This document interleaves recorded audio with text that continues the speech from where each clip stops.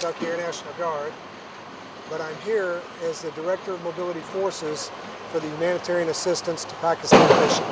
And I was sent here with just a very small team, and we started running C-130 support operations or fixed wing support operations out of Chaklala Air Base, Pakistan. This is a large air base, and it's been identified as one of the primary hubs for fixed wing operations. What that means is large aircraft, wide bodies up to 747, can bring a lot of relief aid from all over the world. I can't tell you how many countries have brought in commodities, both medical, food, supplies, tents, everything needed for this response. That's then offloaded and transloaded to smaller aircraft such as the C-130 that can go into more tactical fields and get closer to where the relief effort needs to be delivered. From there, it can be transloaded to helicopters. But for Chaklala, again, we got here just a handful of days ago, and today we've had a large element of support show up. The Contingency Response element out of the 818th Contingency Response Group at McGuire Air Force Base in New Jersey flew in today on 2 C-17s. The Contingency Response element will bring the capability in to run 8 to 10 aircraft a day out of here, where we've been able to do only about 3 to 4. So it will expand the operations specific to Chaklala.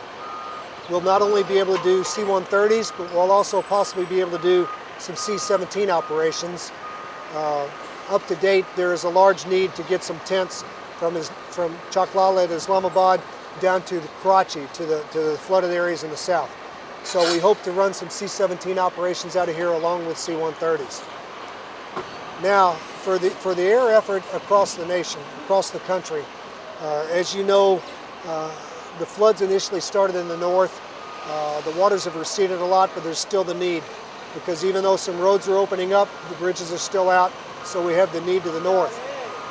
But it has rained across the entire country of Pakistan, and in addition to the rain, the waters now are flowing along the river and flooding the banks, and mostly it's all barreling in on the south.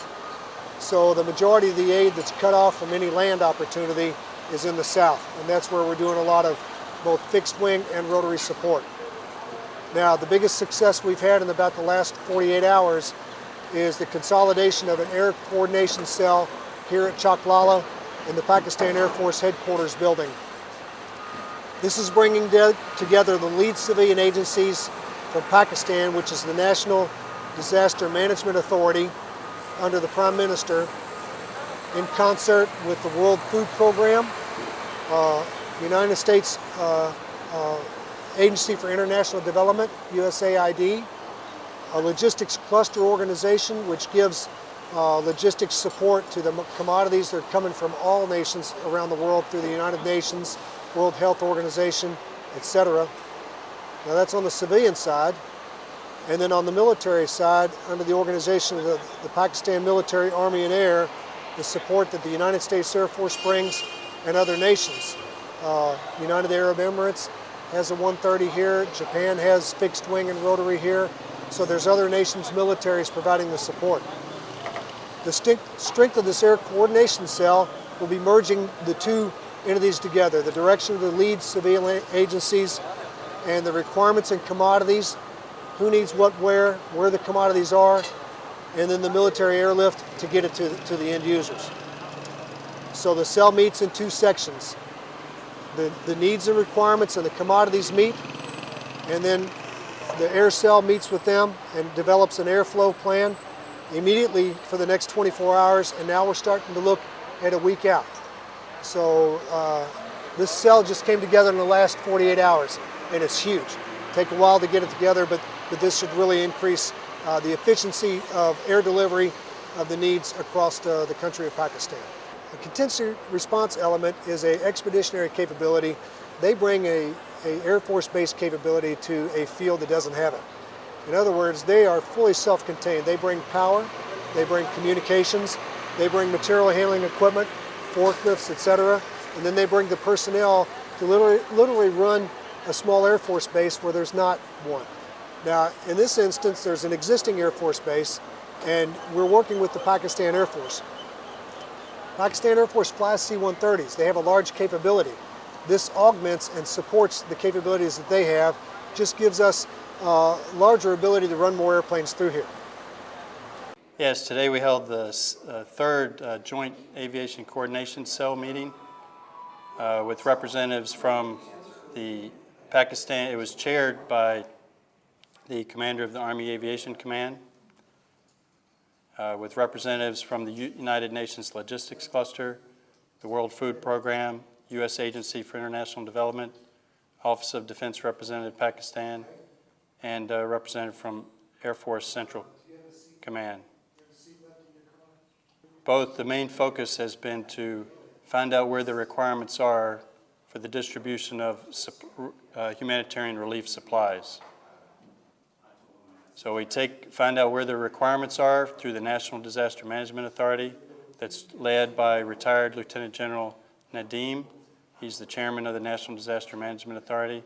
He also has a representative in this coordination cell. And so we find out what the requirements are throughout the country during this flood disaster.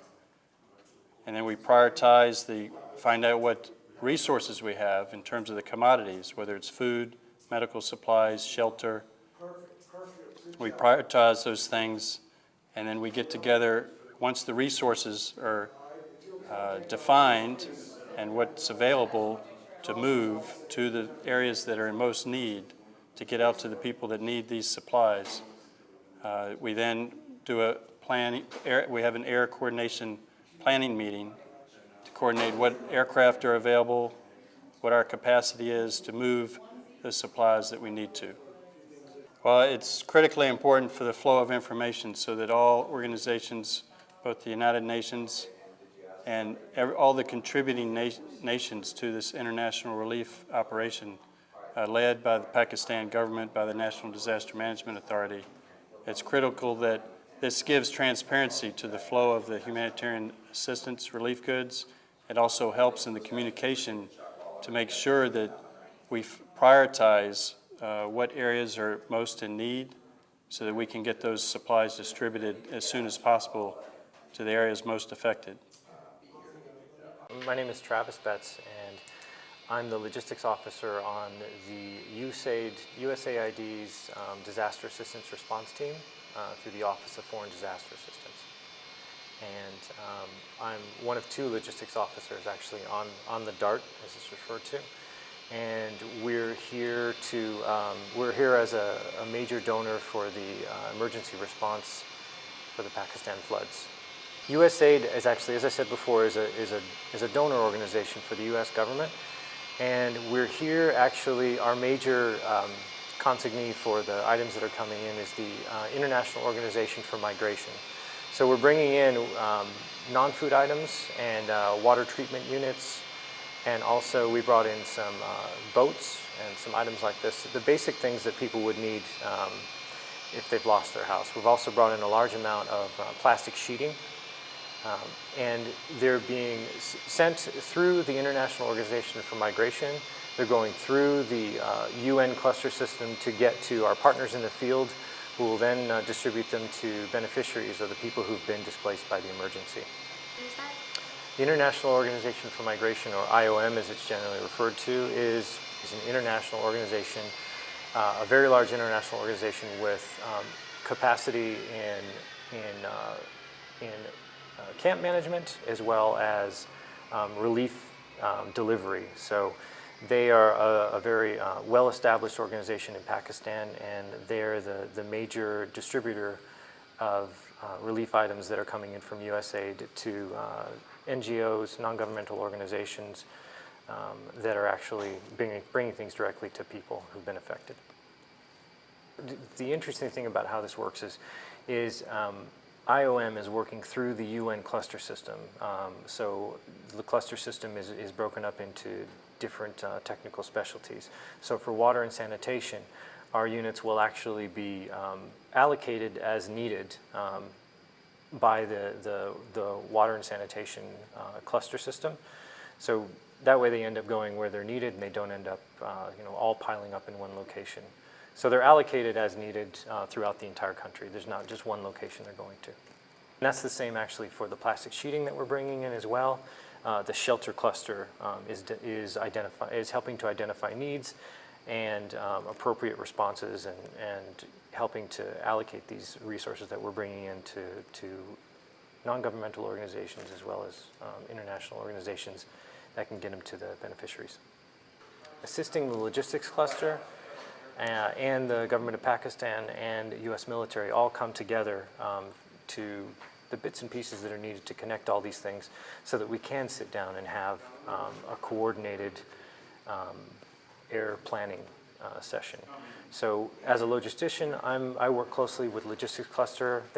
Working with them and working within that committee, the needs are identified, and a need to have access to more air assets was identified through that. So that's when we all started working together to set up this meeting that we had today.